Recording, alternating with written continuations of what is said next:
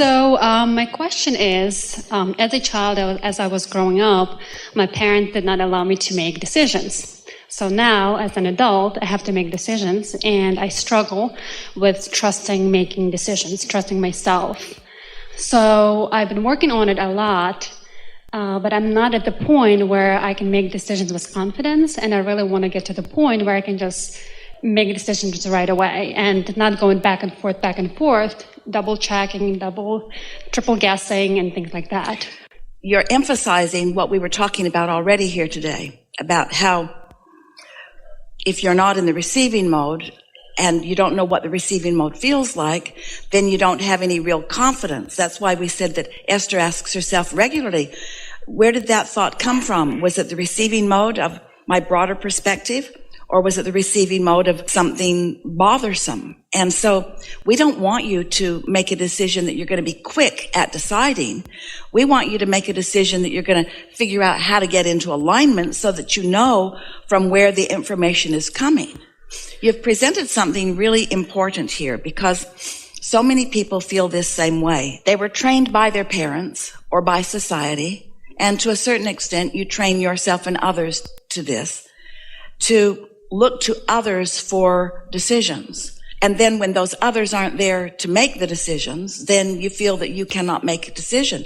But that was never the best way anyway. So look at it this way. Now you're free from the interference of others who believe that they are the best decision makers for you.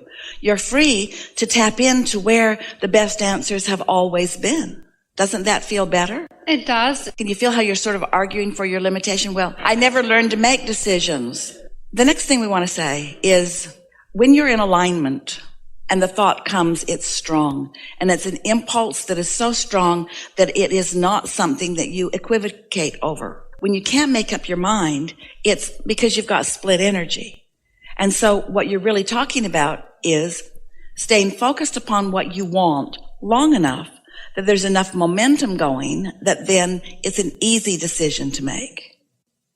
And what if I don't know what I want? Like, I want to make the decision that is best for me, but I can't figure that out. How do I figure that out? Do you accept that your inner being does know what decision is best for you? Right, I do. So doesn't it seem like a good idea that you would put yourself in a position where you could hear that? We're talking about almost two different things. You're saying, I want to make the best decision, and we say, you want to receive the best decision. You say, yeah, I want to receive the best decision. We say, then you got to get in the receiving mode. And you see, that's why we love you so much. We're speaking to you and a lot of other people. It's your own doing that your parents did all that making of decisions for you because you were insecure about it. Hear what we're saying. If you don't know how to get into the receptive mode, so you're just asking around what others think, so you're not in the receptive mode, then they're eager to offer suggestions to you, but they can no way give you any kind of depth and breadth and clarity of an answer that your inner being can. Nobody who's physically around you, even your parents who love you so much, they don't know what's in your vortex. They don't know how it all meshes together. They don't know what your true path is. So can you hear how this question is a little different than you're asking it? Your real question is, all right, I accept that the answers are in the vortex and that my path is laid out in there. How can I tune into that? And why am I insecure? Why do I keep changing my mind? And we say, it's because you're not consistently in the receptive mode. If you were, then you'd know. So I didn't practice long enough to figure that out, what feels right and receptive? You just have to figure it out. That's what we meant earlier when we say, if you meditate and quiet your mind and then you get an idea and you follow the idea and it really turned out to be a good one, then you say, this process works. I think I'll do this more often. And so then you listen or you feel for those answers. And here's the thing that we really want you to hear. When you're getting receptive mode answers, they are so powerful and so dominant, you don't say, I wonder if I should do that. You say, get out of my way. This is what I'm going to do. And if it feels any other way than that, it's not receiving mode answers. It's opinions, or things that you're doing because you're worried about what would happen if you don't do it. That's pretty clear, isn't it? Yes, and I do meditate a lot, and I I have the ability to raise my vibration and get into like a higher state. But then when I have a problem or want a solution or an answer, I sit down to meditate, and sometimes I just can't get that clarity because I already have an expectation. Because when you're asking a question, you can't receive the answer. They're two different vibrations. So if you wait until you're in the middle of a problem and you've got all this problem activated within you and you sit to quiet your mind, first of all, it's harder to quiet your mind. And next, you're not really in a clear receptive mode because your channel's kind of all convoluted. So that's why we encourage that you meditate. And here's really the answer to what you're looking for. Because we know that you meditate, we can feel that you get into that clear place. This is what you want to know. It's important that you put some separation between asking the question and receiving the answer. Because if you sit to receive the answer while the question's all active within you, it won't get through. Because the vibration of the question and the vibration of the answer are such different frequencies. So how do I do that? Ask the question and forget about it? That's a perfect question.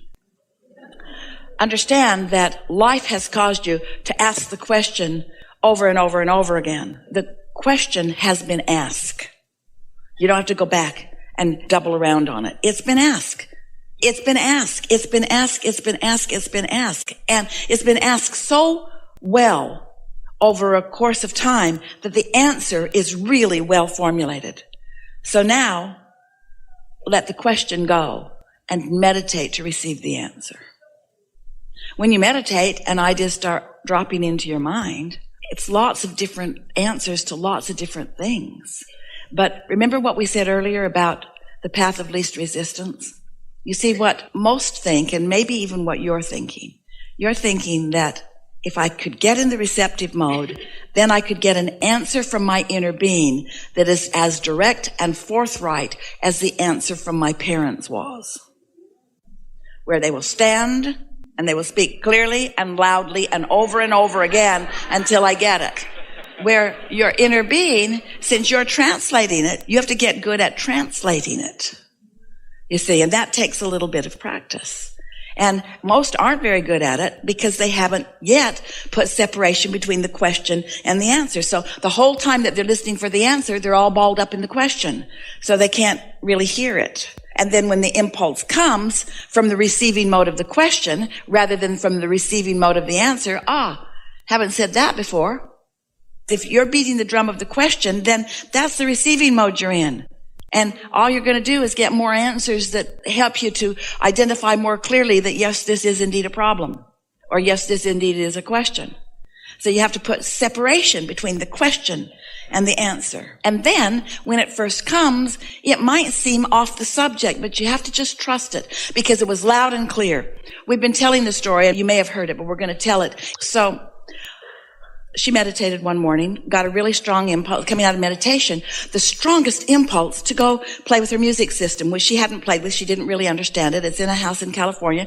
She figured it out within a few minutes, discovered all kinds of different music, got settled in on rap, which was new for her to listen to, really enjoyed it. And so that's the story. She meditated and was inspired to play until she heard rap. Now, how random. And Esther couldn't, if she dug through her vortex, she could not identify why that impulse would be a piece of any answer to any question that she held. But it was so strong, she couldn't not do it. It was like more important than anything, more important than breakfast, more important than anything that was on her list of things to do that day.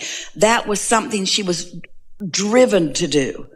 Better way of saying it is called to do. So it was like a stepping stone to the solution. It was such a strong impulse. This is what we're wanting to convey to you. It felt off topic of anything that mattered, but boy, did it feel like it mattered. So she played with it, and then that was it. She really enjoyed it. She turned it up loud, played it through all the gardens and the courtyards, all through the house, and she just really had a good time understanding her system and hearing rap. The next day, she meditated and got a really strong impulse to move furniture around in her house. Random. Esther hadn't been thinking about moving furniture around in her house, but suddenly she was ravenous about it. She stood in the living room and she thought, this has all got to change. and it's heavy. So she got right on the computer, found someone who would come. 2 men came, and they're moving furniture around, and Esther's very playful and happy. And it's a beautiful, beautiful day, and they're talking about that. And then one of them says, I'm not going to be here. I'm going back to Alabama. And Esther wants to know why. And he says, because I'm a rapper. And Esther says, hold on a minute. So she goes in where her contraptions are, turned them on loud through all the gardens for all the land to hear, put it on the rap station, and came back out. And these 2 young men are standing with their mouths hanging open. They cannot believe it. And now they've already become quite interested in Esther because she has a very lovely place and really beautiful gardens and really beautiful things. And she's like a really crazy person because she is too old to be having this much fun, and they can't quite figure her out. And so one of them said, well, what do you do? And Esther says, I'm a teacher. Well, what do you teach? And Esther said, rap. But what we're getting at is it led to this wonderful discussion because he was giving up on where he was because what he wanted wasn't happening. So he was out there in the vicinity of Esther asking all of these questions that his inner being knew where the answers were. Esther has this intention to be of value, and so their inner beings just got together and offered a path of least resistance scenario. Are you following? How is Esther going to meet this person? So the impulse to play with her music system and then the impulse to move her furniture around were necessary for this meeting. Do you hear what we're getting at? So the answers that you think you're listening for, if it were your mother giving you that advice, she'd say, well, honey, I think you should figure out how this music system works. And you'd say, Mother, I don't have time for that. And she would say, well, really, I think you should listen to this music system. You would argue. In other words, because as humans, you want to know, well, what's that got to do with this? If I listen to the music system, then what? Well, then you have to wait for the next clue to come tomorrow. But you have to meditate first. What? And when it comes, just do it. Don't ask why, just do it. Well, that's kind of what we're suggesting here. We wouldn't have to say to Esther, now, do it because it feels strong. She couldn't not do it. It felt that strong. You see what we're getting at? Mm-hmm. It's interesting because when I do meditate, I do get to that point and receive a lot of information for other people, but I don't act on it. Well, you don't have resistance about other people's situations. Really, right. So I guess that's why you only have resistance about your own. It's easy to give advice to others, but then they just argue about you because they want the big picture, you see.